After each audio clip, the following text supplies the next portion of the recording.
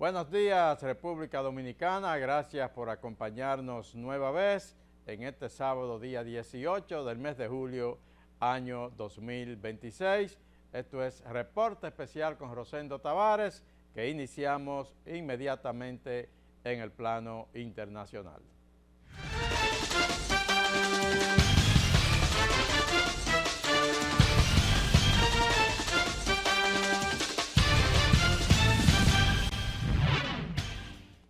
Vamos a comenzar en Washington, capital de los Estados Unidos. Allí el presidente Donald Trump convocó el jueves para un discurso especial, jueves en la noche, horario estelar de la televisión norteamericana. Solamente se convoca para ese tipo de discurso cuando el presidente va a tratar un tema de interés extraordinario.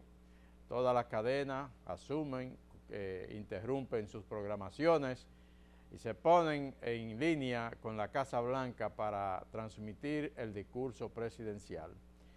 Sin embargo, el presidente Trump convocó a los medios y convocó al país para escucharle decir de nuevo que en el año 2020 hubo un fraude electoral y que China interrumpió las elecciones de Estados Unidos, manipuló las elecciones. Él dice que Joe Biden no ganó esas elecciones, que las ganó él y que China intervino para propiciar un gran fraude electoral en ese país. El presidente Donald Trump alertó el jueves de presuntas graves amenazas a la integridad del sistema electoral estadounidense, a pocos meses de unos comicios legislativos que podrían ser sombríos para los republicanos. Al mismo tiempo que se dirigió a la nación en un discurso televisado, Trump desclasificó informes de inteligencia en el sitio web de la Casa Blanca en los que se acusa a China de haberse apoderado de los datos electorales del país. Over a period of years, starting during the 2020 election cycle. Durante un periodo de años comenzando en el ciclo electoral de 2020, la República Popular China llevó a cabo la que se considera la mayor violación de datos electorales de la historia, lo que dio como resultado la adquisición ilícita por parte de China de 220 millones de archivos de votantes estadounidenses. Esa información incluye nombres, direcciones, números de teléfono, preferencias de afiliación política y otros datos sensibles que se necesitan para registrarse para votar y llevar a cabo otras actividades nefastas, que es exactamente lo que estaba ocurriendo. Which is exactly what was happening. Otra acusación grave la dirigió a 4 estados demócratas, a los que señala por haber presuntamente permitido el registro de al menos 250,000 electores que no son ciudadanos estadounidenses. Como es de costumbre, China no se queda con una, no guarda silencio ante ninguna acusación que le haga el presidente de los Estados Unidos. Son encontronazos que se dan muy frecuentemente. Ante la acusación del presidente Donald Trump de que China intervino en las elecciones y de que propició un fraude en el 2020, bueno, pues China respondió inmediatamente. Primero lo hizo a través de su embajada en Washington, desmintiendo al presidente, pero luego, desde el Ministerio de Relaciones Exteriores, bueno, pues se calificó las declaraciones del presidente Donald Trump como carentes de todo fundamento fáctico. Dice China que las elecciones estadounidenses son un asunto interno de los Estados Unidos.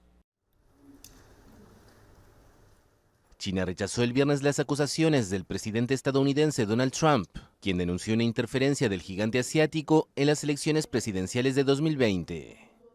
Según un portavoz de Pekín, la comunidad internacional ve con mucha claridad quién es el que habitualmente interfiere en los asuntos internos de otros países. Las acusaciones formuladas por Estados Unidos son puras invenciones y calumnias maliciosas que desde hace mucho tiempo se ha demostrado que carecen de fundamento. China ha defendido de manera constante el principio de no injerencia en los asuntos internos, no tiene ningún interés en las elecciones estadounidenses y nunca ha interferido en ellas. Trump dijo en un discurso en la Casa Blanca que el sistema electoral estadounidense había quedado expuesto y urgió a los congresistas a adoptar nuevas restricciones al voto, a pesar del escaso interés por estas medidas, incluso dentro de su propio partido republicano.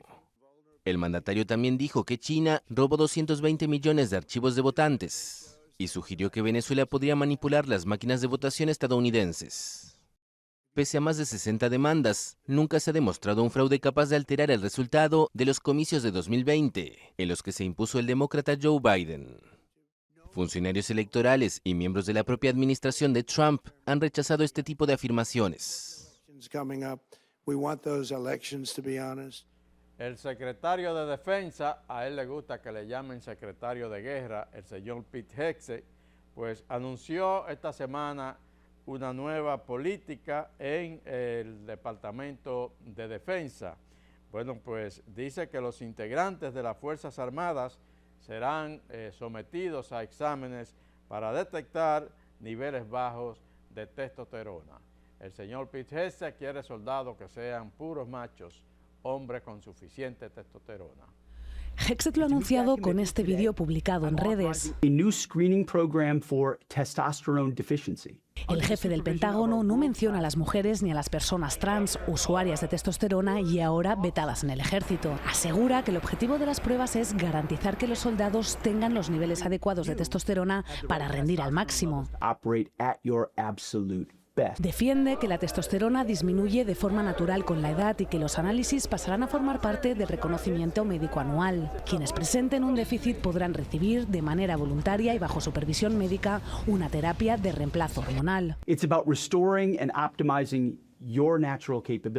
Intenta así marcar distancia con el uso de testosterona, esteroides y otras sustancias para aumentar artificialmente la musculatura o el rendimiento, una práctica prohibida entre los militares sin prescripción médica. La medida encaja con el empeño de Hegseth por la forma física de las tropas. Ha endurecido las pruebas, suele hacer flexiones en los cuarteles y llegó a calificar de inaceptable ver a generales gordos en el Pentágono.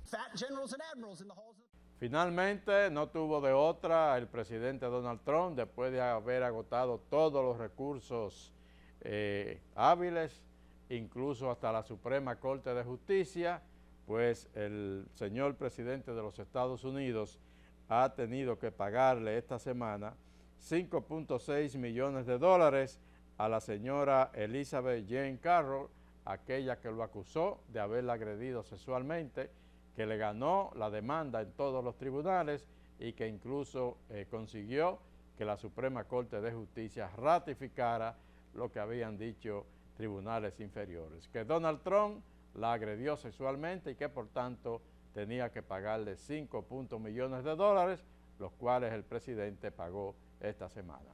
El presidente Donald Trump pagó los $5 millones que le debía a la escritora Jane Carroll luego de que un jurado lo halló responsable de abusar sexualmente de ella en una tienda departamental de Manhattan en la década de 1990 y luego de difamarla, según muestran los registros de la Corte Federal. El dinero, que se había mantenido en una cuenta de depósito en garantía mientras Trump apelaba la indemnización asignada por el jurado en 2023, fue entregado a Carroll la semana pasada, según una anotación añadida el martes al expediente electrónico del caso. El pago se efectuó después de que la Corte Suprema de Estados Unidos rechazó el último intento del presidente de apelar el veredicto, lo que llevó al juez que supervisó el caso a ordenar que se le entregara el dinero a Carroll. La abogada de Carroll, Roberta Kaplan, dijo en un comunicado que ella y su clienta estaban complacidas de informar que ha recibido el pago por daños y perjuicios que el jurado le otorgó como resultado de ese veredicto. La oficina de prensa de la Casa Blanca remitió una solicitud de comentarios a los abogados personales de Trump. Vuelven las detenciones de migrantes a todo vapor en los Estados Unidos, luego de unos acontecimientos en los que agentes de ICE mataron a 2 inmigrantes la semana pasada. El jefe de la oficina de inmigración pues determinó que las detenciones, sobre todo de vehículos donde viajaban migrantes, debían de detenerse, pero el presidente Trump tenía otra idea, reaccionó esta semana, dicen que furioso el presidente, y ordenó que se retomaran las detenciones de vehículos y la cacería de migrantes. El presidente de Estados Unidos, Donald Trump, afirmó que el Servicio de Inmigración y Control de Aduanas, el ICE, debería continuar con sus controles de tráfico justo un día después de que el Departamento de Seguridad Nacional anunciara que los suspendería. El lunes por la mañana, un agente mató a tiros a un conductor en Biddeford, en Maine. El colombiano de 26 años tenía permiso para trabajar en Estados Unidos. El Departamento de Seguridad Nacional explicó que sus agentes habían estado vigilando el domicilio de una persona con una orden de deportación definitiva y que cuando intentaron detener un vehículo que salía del domicilio, el conductor intentó huir. Un testigo, sin embargo, afirmó haber oído a la víctima decir que había intentado detenerse. Este episodio se produjo tras otro tiroteo fatal del ICE una semana antes, cuando agentes vestidos de civil en vehículos camuflados persiguieron y mataron a un hombre mexicano de 52 años. Al menos 10 personas han perdido la vida durante operaciones de inmigración desde el inicio de la campaña de deportaciones masivas del gobierno de Donald Trump, 4 de ellas durante controles de tráfico. Voraces incendios afectan amplias zonas de Canadá, sobre todo zonas fronterizas con Estados Unidos. El humo de los incendios en Canadá está afectando a una vasta zona estadounidense, llegando incluso hasta el estado de Nueva York, pero afectando también en zonas como Chicago, Detroit y Toronto, allá en Canadá también. Los incendios forestales en Canadá preocupan en Nueva York. La calidad del aire ha caído a niveles insalubres este jueves, por lo que las autoridades instaron a los habitantes a tomar precauciones. El Estado ha pronosticado una calidad del aire insalubre para la región de la ciudad de Nueva York, y quiero ser claro sobre lo que significa esa palabra en este caso. A niveles insalubres, todos, no solo las personas con asma y afecciones cardíacas, no solo los adultos mayores, todos pueden sentir efectos en la salud. Por lo tanto, hoy todos los neoyorquinos deben tomar precauciones. Limite su tiempo al aire libre, especialmente la actividad física intensa. Según la empresa de monitoreo EQR, la peor calidad de aire está en la franja desde el medio oeste hasta el noreste de Estados Unidos.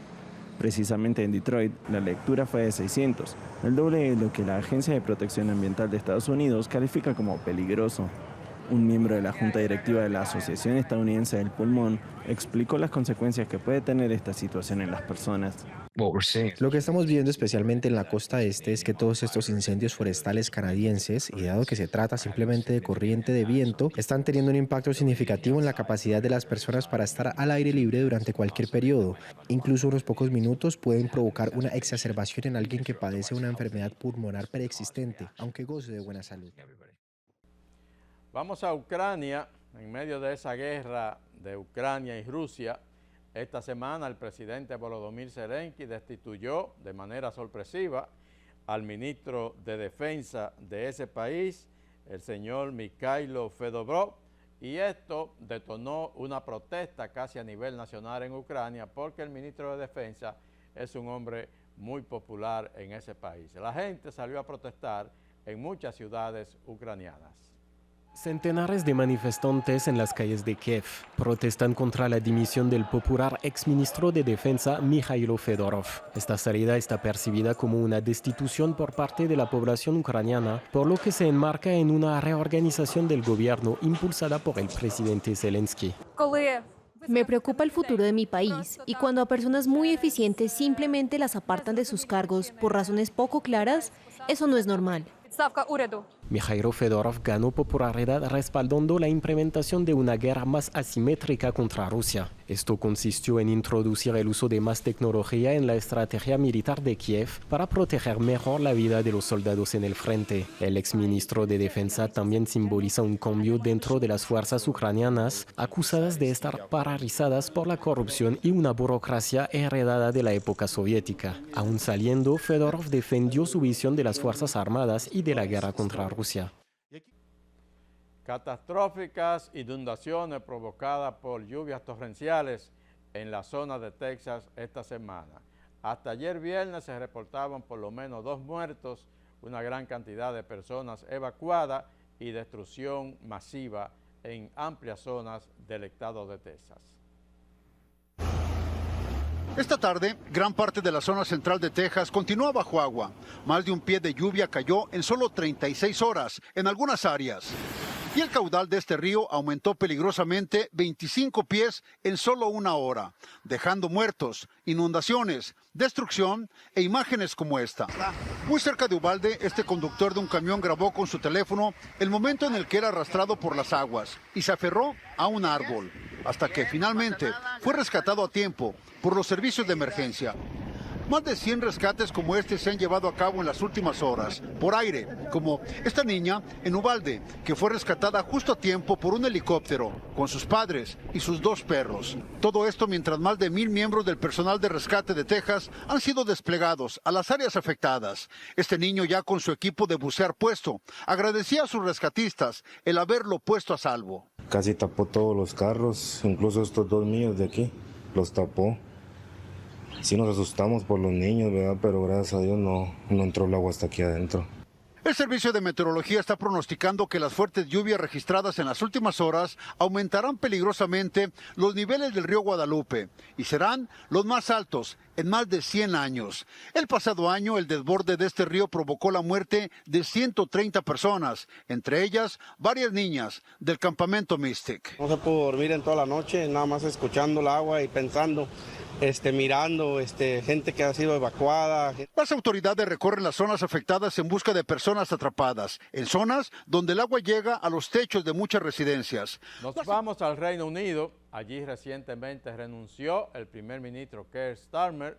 Bueno, pues ya el Partido Laborista, el partido que tiene el control político de ese país, decidió un sustituto para el renunciante primer ministro y han confirmado que Andy Bergman será el próximo primer ministro del Reino Unido. Bueno, dice que este señor a sus 56 años se convertirá en el 7º primer ministro británico en una década. El Gran Bretaña, el Reino Unido, ha estado en una especie de crisis política durante un buen tiempo y fíjense ustedes cómo en 10 años pues este será su 7º primer ministro. The duly elected leader of the Labour Party is Andy Burnham. El exalcalde de Manchester, Andy Burnham, de 56 años, es oficialmente el nuevo líder del Partido Laborista británico. Sustituye de este cargo a Keir Starmer, a quien también sucederá el lunes como primer ministro del Reino Unido. Burnham fue el único candidato de las elecciones internas para reemplazar a Starmer y por tanto no pasó por las urnas del partido. A pesar de ello, sí consiguió un amplio apoyo de sus colegas al obtener prácticamente el aval de casi todos los diputados del grupo parlamentario laborista y la gran mayoría de los sindicatos afiliados a la formación gobernante. Starmer anunció su dimisión en junio después de 2 años en el poder al perder la confianza de su grupo parlamentario y una derrota histórica en las elecciones regionales y locales de mayo. En su primer discurso, Burnham apostó por un gobierno basado en los valores tradicionales laboristas con un programa de renovación económica, mayor control público, reindustrialización y devolución de poder a las comunidades locales. Vamos a devolver la esperanza que todos hemos echado de menos y que la gente espera que les brindemos. El lunes asumirá la jefatura del Ejecutivo después de que, como marca el protocolo constitucional británico, Starmer presente su dimisión ante Carlos III como primer ministro y el monarca invite al nuevo líder laborista a formar gobierno. Después de una amplia discusión que tomó varios meses, podríamos decir hasta años, Francia convirtió en ley la legalización de la eutanasia y el suicidio asistido para personas adultas con enfermedades incurables y sufrimientos graves. Esto tras una votación histórica en la Asamblea Nacional Francesa. El Parlamento de Francia aprobó el miércoles el derecho a la muerte asistida o eutanasia para algunos pacientes con enfermedades incurables. La polémica reforma, defendida por el presidente Emmanuel Macron, estuvo años en tramitación antes de ser aprobada por la Cámara Baja por 291 votos a favor frente a 241 en contra.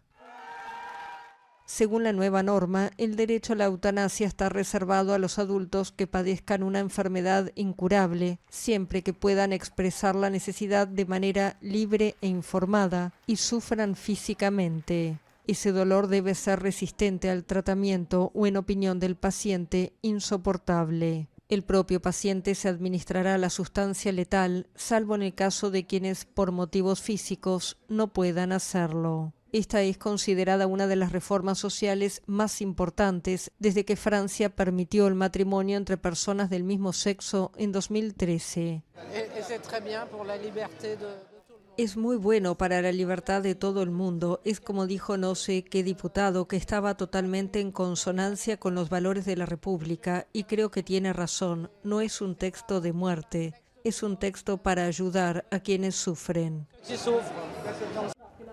La Iglesia Católica no tardó en pronunciarse y declaró que la adopción del texto supone una ruptura grave en la historia del país. Seguimos en Europa, de Francia pasamos a España.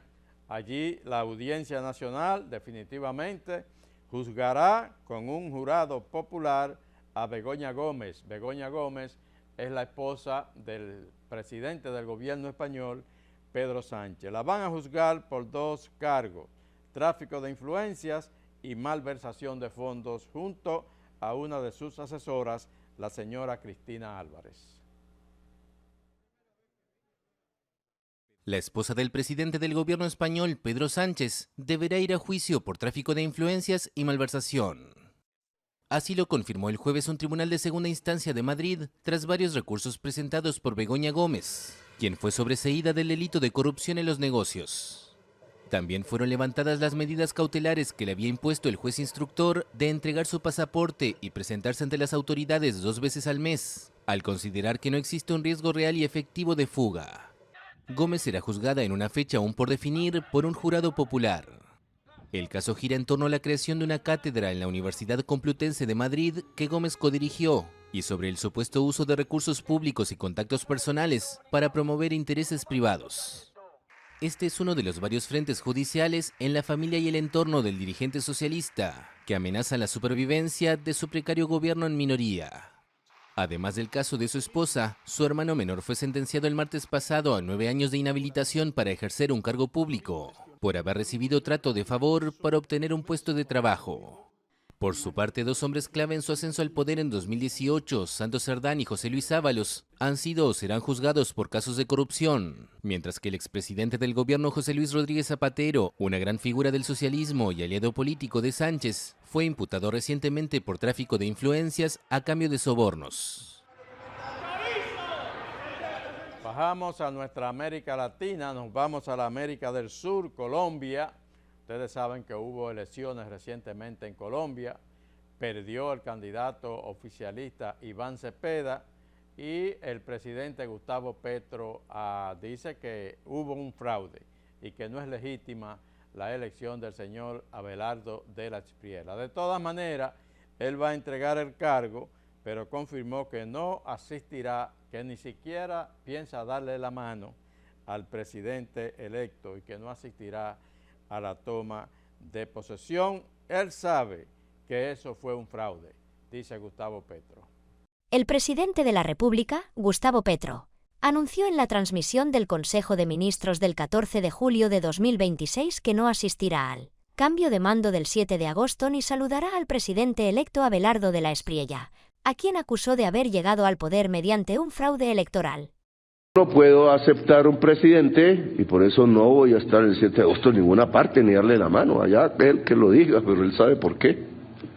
Porque eso es un fraude. La controversia no gira en torno a la presencia del mandatario saliente, que no es un requisito para la investidura, sino sobre la participación del Congreso de la República.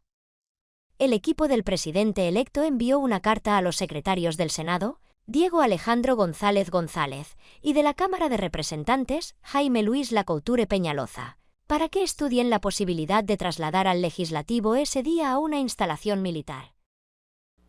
De Colombia pasamos a Centroamérica, nos vamos a El Salvador. Allí el presidente Nayib Bukele sigue imponiendo su control político en ese país. Él acaba de participar en unas primarias de su partido Nuevas Ideas para escoger al próximo candidato presidencial de ese partido para las elecciones del próximo año 2027. Pues resultó que Nayib Bukele fue otra vez el candidato ganador por amplísima mayoría buscará un tercer periodo como presidente de Ecuador y esta semana también el presidente Donald Trump lo recibió en la Casa Blanca y a puerta cerrada conversaron sobre varios temas. Dice el informe que entre esos temas, inmigración y seguridad. Nayib Bukele buscará un tercer mandato en El Salvador. En el poder desde 2019, el mandatario fue proclamado aspirante presidencial en la noche del domingo en las elecciones internas del partido de gobierno Nuevas Ideas, en las que participó como único postulante. Podrá buscar así un tercer mandato de 6 años en las elecciones de febrero próximo, tras una polémica reforma que permite la reelección indefinida. Bukele, de 44 años, goza de una altísima popularidad por su guerra contra las pandillas, que redujo a mínimos históricos la criminalidad en el país, que hasta hace pocos años era uno de los más violentos del mundo. Sus críticos lo acusan de autócrata al controlar el Congreso, la justicia, la Fiscalía y el resto de instituciones estatales. El pueblo, para el pueblo. Grupos de derechos humanos internacionales como Amnistía Internacional y Human Rights Watch y locales como Cristosal y Socorro Jurídico, ahora en el exilio, aseguran además que el mandatario usa el régimen de excepción vigente desde 2022 para silenciar a sus críticos. En Venezuela parece ser que María Corina Machado, la opositora, la mujer que motorizó las grandes protestas en Venezuela y que básicamente catalizó todo ese movimiento que se dio y que desembocó en una intervención norteamericana apresando a Nicolás Maduro y a Cilia Flores y llevándoselos hacia Estados Unidos, pero María Corina no ha podido regresar a Venezuela luego de que salió de allí para recibir el Premio Nobel de la Paz en Oslo, Noruega. Pues ella ha anunciado esta semana que va a regresar a Venezuela, que pide ayuda para la reconstrucción democrática del país, pero lo más importante, Estados Unidos parece ser que no se va a oponer a que ella regrese. País. Durante el foro Libertas que organiza el Partido Popular Europeo en España, el PPE, la Premio Nobel de Paz 2025 dijo que ella está incluida entre los líderes exiliados que regresarán a la nación para ayudar en la reconstrucción de la democracia. Defendió su retorno como una fuerza estabilizadora y pacificadora. También recalcó que no hay riesgo de una guerra civil y dijo que los venezolanos forman parte de una sociedad que solo quiere vivir en equidad y justicia. Venezuela nunca ha estado tan lista como ahora. Algunos hablan de un riesgo de guerra civil por un país polarizado. Eso es falso. Venezuela es una nación cohesionada que quiere vivir con dignidad, con libertad, con justicia y con sus hijos en casa. Algunos dicen que Venezuela tiene que prepararse y organizarse para poder llevar adelante un proceso electoral justo y transparente. Venezuela está organizada como ninguna otra sociedad en nuestra región. Lo hemos demostrado una y otra vez en los procesos electorales previos. Cuando nos hablan de riesgo de violencia, recordamos que ante todas las provocaciones que sufrimos, lo que recibimos, lo que demostramos fue organización cívica, pacífica, ordenada. Y ese es mi propósito ahora que voy a regresar a Venezuela. Terminamos nuestro recorrido por el mundo en la vecina Haití, nuestro vecino país. Allí el expresidente Michel Martelly, después de 3 años de ausencia en ese país, pues regresó a Haití el pasado miércoles. Dicen que tiene el propósito de testificar ante la investigación sobre la muerte del asesinato del presidente Jovenel Moïse. Su regreso se produce cuando se espera que el Tribunal de Apelación de Puerto Príncipe lo espere como parte de la investigación adicional abierta sobre el asesinato del jefe de Estado. La llegada de Martinelli podría ahora allanar el camino para una nueva etapa en el procedimiento judicial, con los magistrados buscando escuchar a varias personalidades que probablemente aporten información a la investigación. Un fuerte sismo generó preocupación y evacuaciones el viernes en Ciudad de Guatemala. Según el Servicio Sismológico de Estados Unidos, el terremoto de magnitud 7.3 afectó el sur de México y parte de Centroamérica. Tuvo su epicentro a 48 kilómetros de la localidad de Aquiles Cerdán y fue percibido con intensidad en los estados mexicanos de Chiapas y Oaxaca, así como en Guatemala y El Salvador. La Agencia de Observación Oceánica y Atmosférica de Estados Unidos activó una alerta de tsunami y la Marina Mexicana también recomendó mantenerse alejado de las playas. No se reportaron daños ni víctimas en las regiones afectadas. Por favor, mantengamos un orden, no nos empujemos, mantengamos la calma. Después de pasar por Haití, nos vamos a la pausa y retornamos enseguida en el plano nacional.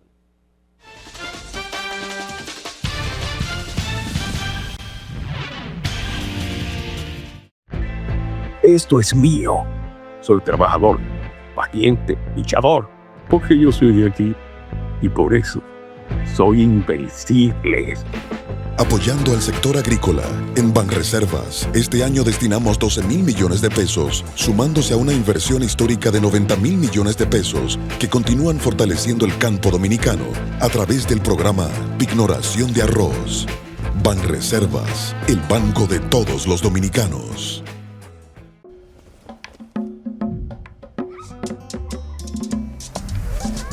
Ay, abuela, me duele. Ya verás que tú serás un campeón. Por eso te he cuidado tanto. Gracias por todos tus cuidados. Llegué hasta aquí por ti y ahora te haré sentir orgullosa. Valió la pena. Y ahora soy yo, abuela, que voy a cuidar de usted. Porque cuando cuidan de ti, tú también aprendes a cuidar de ellos. GBC, 30 años contigo. Hay algo que se ve nítido, con detalles y sin distorsión, que se ve HD. Tu banco haciendo que tu vida sea más simple. Porque cuando tu vida se ve HD, se ve más clara, más transparente, más segura, más conectada. Para que vivas la mejor experiencia digital. Desde la app hasta la Z. El futuro que quieres se ve mucho mejor cuando... Esta es la Escuela Ciudadana, donde todos somos ciudadanos al 100. Hoy presentamos Convivencia y Paz. Somos diferentes, pero vivimos juntos. ¿Cómo podemos enseñar a los demás a respetar las diferencias y resolver los conflictos? A. Reconocer que cada persona tiene un punto de vista válido. O B. Las diferencias son oportunidades para aprender. Ambas son correctas, porque aprendiendo de valores morales, cívicos y éticos, todos aprobamos con 100. Un mensaje del Ministerio de Educación de la República Dominicana.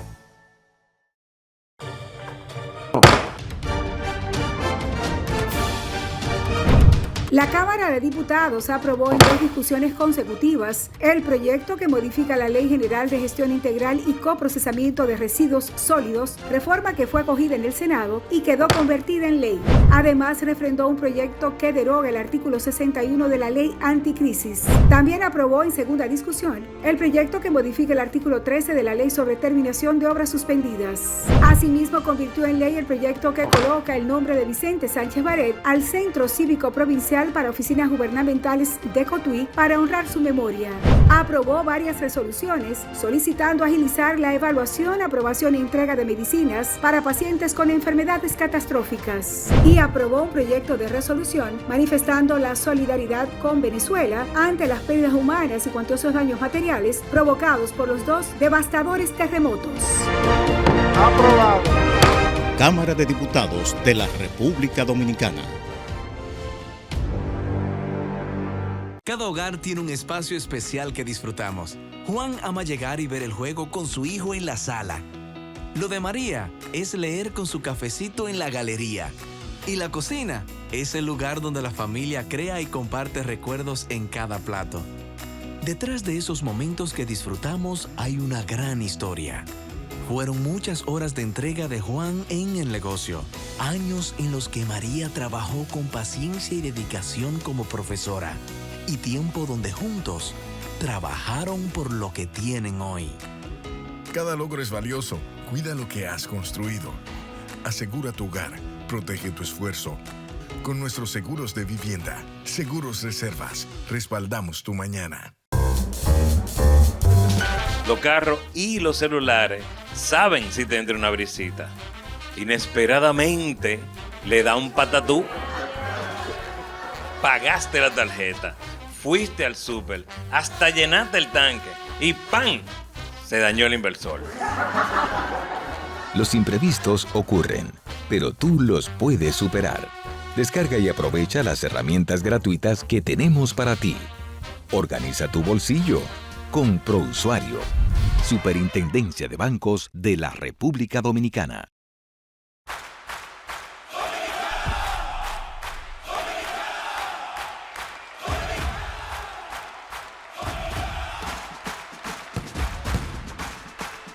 El orgullo dominicano se juega y se celebra en casa. Por eso, ya somos ganadores. Apoyemos nuestros juegos. Del 24 de julio al 8 de agosto. 100 años de Juegos Centroamericanos y del Caribe. Santo Domingo 2026. Juntos, haremos historia. Gobierno de la República Dominicana. Cada rincón te espera con la sonrisa del sol, con su ritmo y su sabor, con historias verdaderas. A cada lugar que llegas te recibe lo mejor de su magia y su folclor y amabilidad sincera. Dale pa' los rincones, donde te espera un gran sol, en la playa, en las montañas, leyendas y tradición. Dale pa' los rincones, donde te espera un gran sol, un mofongo, pescado frito y todo nuestro sabor. Dale pa' los rincones. Dale pa' los rincones. Dale pa' los rincones. Dale pa' los rincones. Que Quisqueya es la más bella, de orgullo voy a gritar. Aquí todo lo tenemos, salgamos a disfrutar.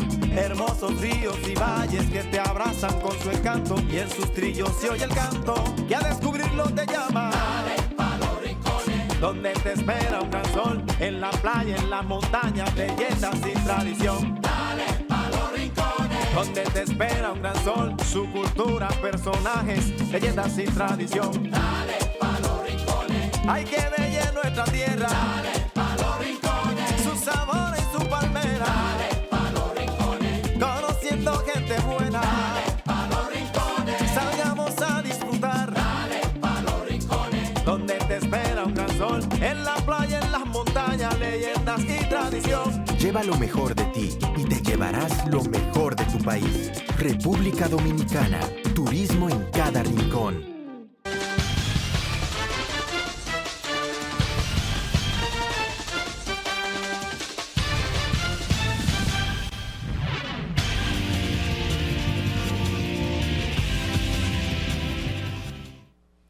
Gracias por continuar con nosotros. Esto es Reporte Especial con Rosendo Tavares en este sábado, día 18 del mes de julio, año 2026.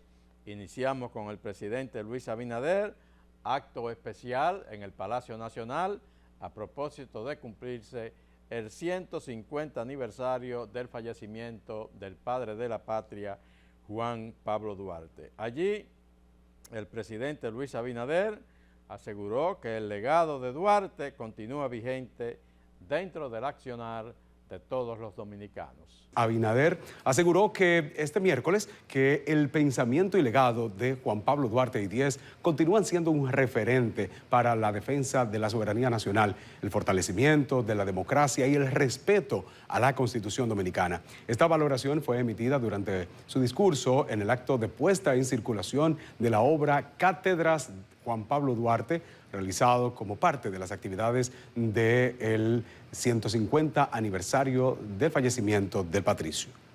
Duarte tuvo la grandeza de imaginar la República Dominicana cuando todavía muchos dudaban de que pudiera existir. Creyó en la capacidad de los dominicanos, formó conciencias, organizó voluntades y sembró entre sus compañeros la convicción de que nuestro pueblo tenía el derecho y la capacidad de gobernarse a sí mismo. nos enseñó, antes que nadie, a confiar en nosotros mismos como nación. Su proyecto no se limitó a alcanzar la separación política.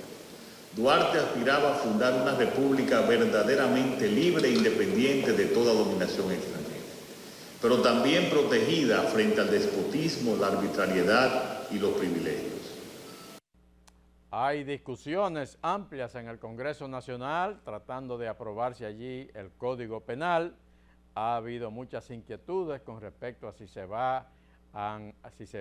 aprobarán dentro de ese código decisiones que puedan perjudicar la libertad de expresión en la República Dominicana. El presidente Luis Abinader garantizó esta semana que la libertad de expresión en el país será definitivamente garantizada en todo momento por su gobierno y confirmó que el Palacio Nacional impulsa una serie de correcciones al nuevo Código Penal y que la meta es aprobarlas antes de que la ley empiece a regir. El presidente Luis Abinader confirmó que su gobierno impulsa una serie de correcciones al nuevo Código Penal y que la meta es aprobarlas antes de que la ley empiece a regir. Duramos que quizás tanto la sociedad civil como el mismo gobierno nos tomó tarde en la discusión de esta ley. Debimos quizás inmediatamente se aprobó, pues nosotros empezar a discutirla y en eso hacemos mea culpa. Quizás los dos sectores debimos de hacerlo inmediatamente, se aprobó. Pero se discutieron, duramos como unas 5 semanas con diferentes sectores discutiendo estas modificaciones y se van a aprobar estos cambios antes de del 3 de agosto, que es cuando entra la ley en vigencia. En vigencia o en efecto.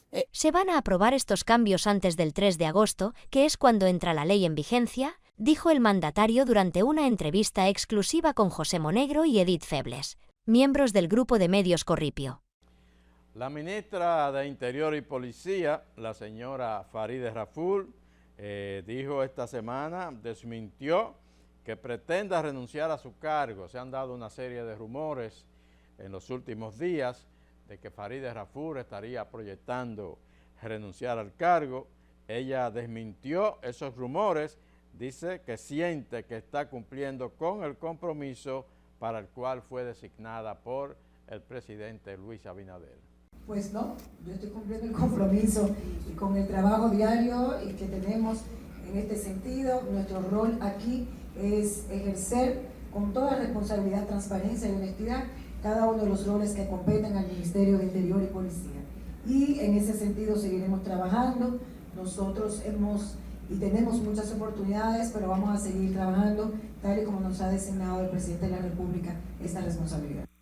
La ministra de Interior, Farideh Raful, habló luego de participar en la reunión de seguridad ciudadana que este lunes fue encabezada por la vicepresidenta Raquel Peña en el Palacio de la Policía Nacional.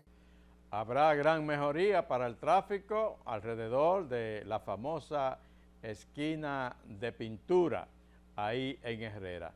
Ya anteriormente se había puesto en funcionamiento el túnel paso a desnivel que se construyó ahí en la avenida Isabel Aguiar, que conecta con la 6 de noviembre y la prolongación 27 de febrero. Este domingo el presidente Luis Abinader va a dejar inaugurado el otro túnel, el que conecta la Luperón por debajo de la Plaza de la Bandera. Es una gran obra, 1.2 kilómetros de longitud, cuenta con 4 carriles y permitirá, según los informes del Ministerio de Obras Públicas, movilizar a más de 2.500 vehículos por hora. Asfalto, pintura, cemento y otros materiales son los que se usan para dar los toques finales al túnel de la avenida Luperón que cruza por debajo de la Plaza de la Bandera. Todo con el fin de que el próximo domingo esté listo para los miles de carros que se prevén crucen por el paso a desnivel y evitar cruzar por la rotonda con la avenida 27 de febrero.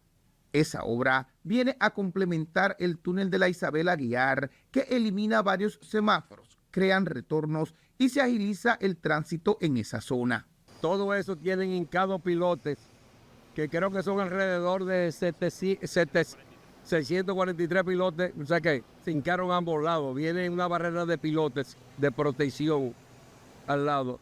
El túnel contará con cámaras de seguridad, desagüe, extractores, iluminación multicolor, señalización reflectiva y se eliminaron varios semáforos y retornos para agilizar el tránsito. Pero esto está debidamente protegido, tal como fue la misma tecnología que se usó con el paso a desnivel de aquí de pintura, de Elizabeth Aguiar. Usted no ha visto ningún problema ahí. Al tiempo de informar sobre la inauguración mañana domingo del túnel ahí en la avenida Luperón, el túnel que se acaba de concluir, el ministro de Obras Públicas, Eduardo Estrella, anunció que el gobierno intervendrá también la avenida Luperón con un túnel que va a resolver el permanente tema de las inundaciones que se dan en esa importante avenida cada vez que caen importantes aguaceros. Habrá un túnel subterráneo que va a conectar la avenida Luperón con el Mar Caribe, más de 4 kilómetros de túnel, anunció el ministro de Obras Públicas, y esperamos que eso realmente se cumpla porque sería una gran solución para un gran problema que hay en esa importante vía cada vez que caen 3 goteras de agua. Nos vamos a la pausa, retornamos enseguida con más informaciones en el plano nacional.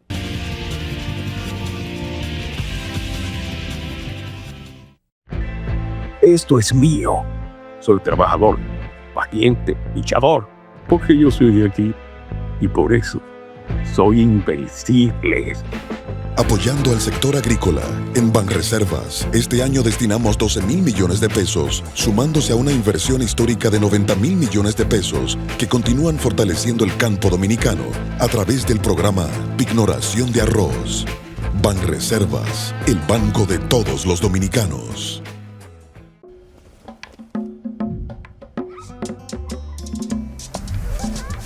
Ay, abuela, me duele. Ya verás que tú serás un campeón. Por eso te he cuidado tanto. Gracias por todos tus cuidados.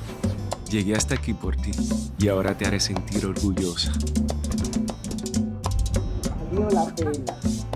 Y ahora soy yo, abuela, que voy a cuidar de usted. Porque cuando cuidan de ti, tú también aprendes a cuidar de ellos. GBC, 30 años contigo. Hay algo que se ve nítido, con detalles y sin distorsión, que se ve HD. Tu banco, haciendo que tu vida sea más simple. Porque cuando tu vida se ve HD, se ve más clara, más transparente, más segura, más conectada. Para que vivas la mejor experiencia digital, desde la app hasta la Z. El futuro que quieres se ve mucho mejor cuando... Esta es la Escuela Ciudadana, donde todos somos ciudadanos al 100. Hoy presentamos Convivencia y Paz. Somos diferentes, pero vivimos juntos. ¿Cómo podemos enseñar a los demás a respetar las diferencias y resolver los conflictos? A. Reconocer que cada persona tiene un punto de vista válido. O B. Las diferencias son oportunidades para aprender. Ambas son correctas, porque aprendiendo de valores morales, cívicos y éticos, todos aprobamos con 100. Un mensaje del Ministerio de Educación de la República Dominicana. Cada hogar tiene un espacio especial que disfrutamos. Juan ama llegar y ver el juego con su hijo en la sala. Lo de María es leer con su cafecito en la galería. Y la cocina es el lugar donde la familia crea y comparte recuerdos en cada plato. Detrás de esos momentos que disfrutamos hay una gran historia. Fueron muchas horas de entrega de Juan en el negocio. Años en los que María trabajó con paciencia y dedicación como profesora. Y tiempo donde juntos trabajaron por lo que tienen hoy. Cada logro es valioso. Cuida lo que has construido. Asegura tu hogar. Protege tu esfuerzo. Con nuestros seguros de vivienda, Seguros Reservas, respaldamos tu mañana. Los carros y los celulares saben si te entra una brisita. Inesperadamente le da un patatú. Pagaste la tarjeta, fuiste al súper, hasta llenaste el tanque y ¡pam! se dañó el inversor. Los imprevistos ocurren, pero tú los puedes superar. Descarga y aprovecha las herramientas gratuitas que tenemos para ti. Organiza tu bolsillo con ProUsuario.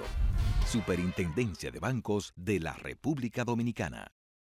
Si te dijeran que tienes el tiempo contado para llegar a la meta, ¿asumirías el reto? Asumirlo es ser responsable, contigo y con quienes cuentan contigo.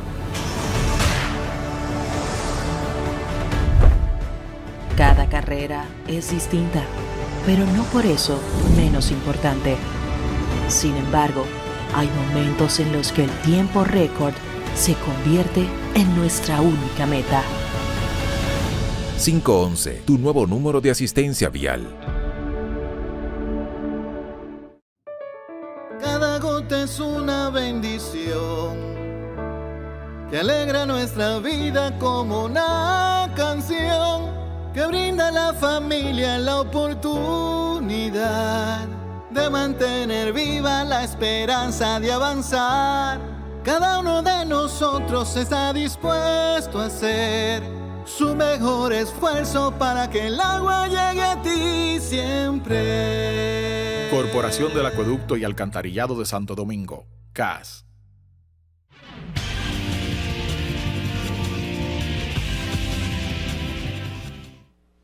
Gracias por continuar con nosotros. Vamos al Congreso Nacional.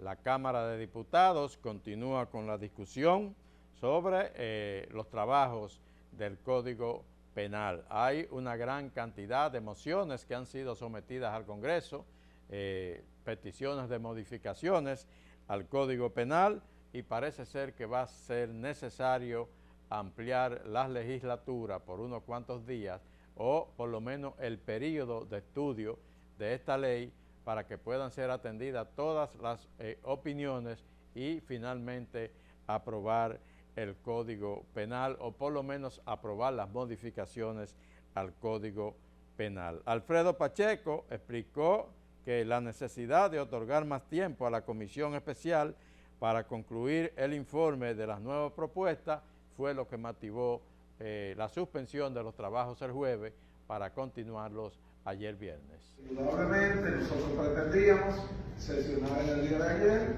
ellos pidieron un poquito más de tiempo, le dimos más tiempo, trabajaron, creíamos que iban a trabajar hasta las 8 o 9 de la noche, trabajaron más o menos hasta las 2 de la mañana, esta mañana siguieron y ya han presentado el informe a la comisión bicameral.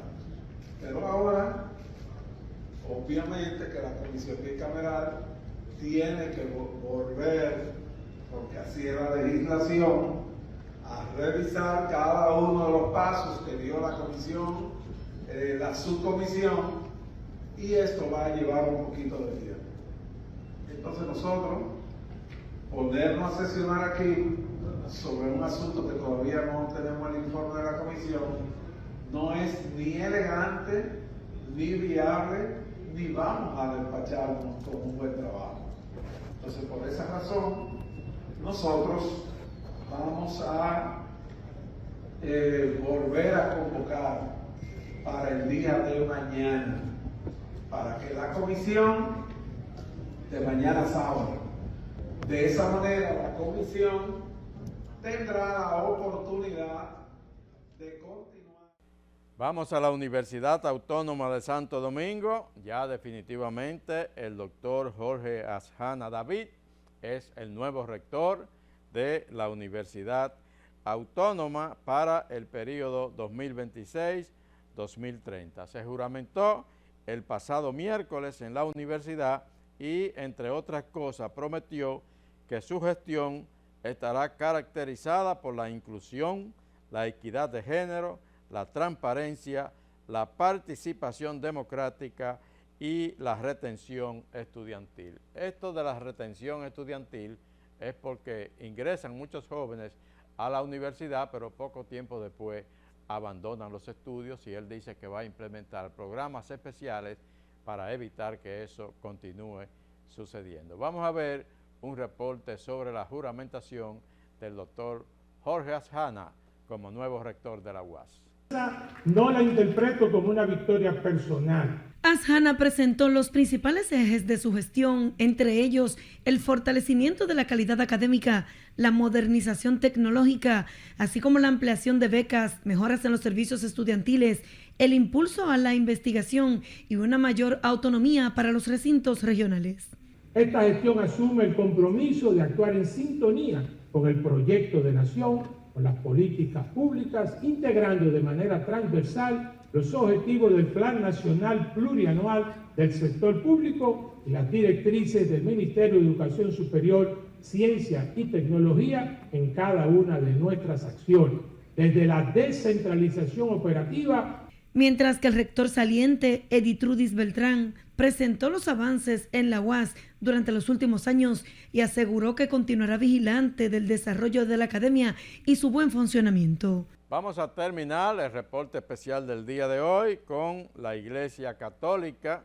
Monseñor Francisco Osoria ha anunciado esta semana el inicio de su despedida como arzobispo metropolitano de Santo Domingo. Hay que recordar que hace un tiempo el Vaticano designó a un arzobispo coadjutor que ha estado básicamente dirigiendo la arquidiócesis de Santo Domingo, Monseñor Diplán, y entonces ya el arzobispo metropolitano, Monseñor Osoria, ha anunciado que se prepara para despedirse del arzobispado. Monseñor Francisco Osoria Acosta informó este jueves que inició la despedida de sus responsabilidades al frente de ambas instituciones eclesiásticas. El prelado reveló que su gestión como arzobispo de Santo Domingo culminará el próximo 10 de octubre, fecha en la que estima que también concluirán sus funciones como obispo castrense.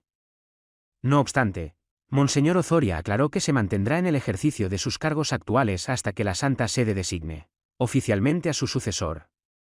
Me estoy casi despidiendo, todavía yo soy obispo castrense hasta que la Santa Sede no nombre otro, sostuvo. Gracias por haber estado con nosotros. Esto ha sido Reporte Especial con Rosendo Tavares, como de costumbre, al más alto nivel periodístico. Tengan todos muy buen fin de semana. Nos encontramos el próximo sábado.